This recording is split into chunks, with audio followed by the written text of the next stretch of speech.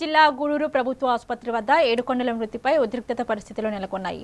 పోలీసుల వేధింపుల కారణంగానే ఆయన మృతి చెందారని కుటుంబ సభ్యులు ఆరోపిస్తుండగా మాజీ మంత్రి కాకాని గోవర్ధన్ రెడ్డి ఈ ఘటనపై పారదర్శకంగా విచారణ, పోస్ట్ మార్టం వీడియో రికార్డింగ్ నిర్వహించాలని డిమాండ్ చేశారు.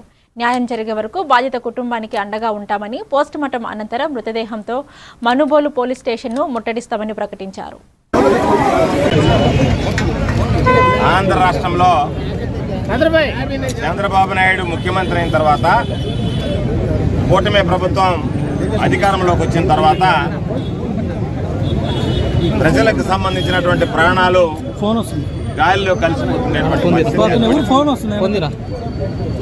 అటువంటి నేపథ్యంలో ఈరోజు ఇప్పటికే దళితుల మీద, గిరిజనుల మీద, బలహీన వర్గాల మీద, అణగారిన వర్గాల మీద, వైఎస్ఆర్ కాంగ్రెస్ పార్టీ నాయకుల మీద, కార్యకర్తల మీద ఈరోజు ప్రభుత్వంలో ఉన్నటువంటి పెద్దలు వాళ్ళ యొక్క కక్ష సాధింపులకి ఈరోజు బలి చేసేటువంటి పరిస్థితి ఏర్పడింది.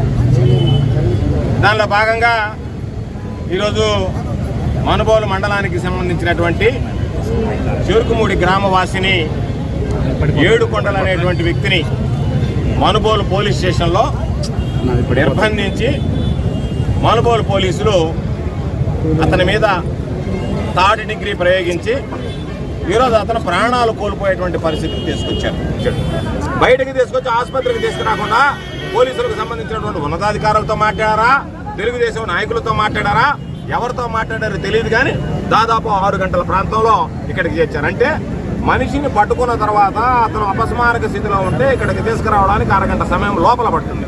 అంటే మీరు వసూలు చేసిన 24 సవర్లలో 2 సవర్ల రికవరీ చూపించి 22 సవర్లు మీరు కొట్టేసేటువంటి పరిస్థితి తీసుకొస్తే అంతకన్నా దౌర్భాగ్యమైనటువంటి పరిస్థితి పోకుండా.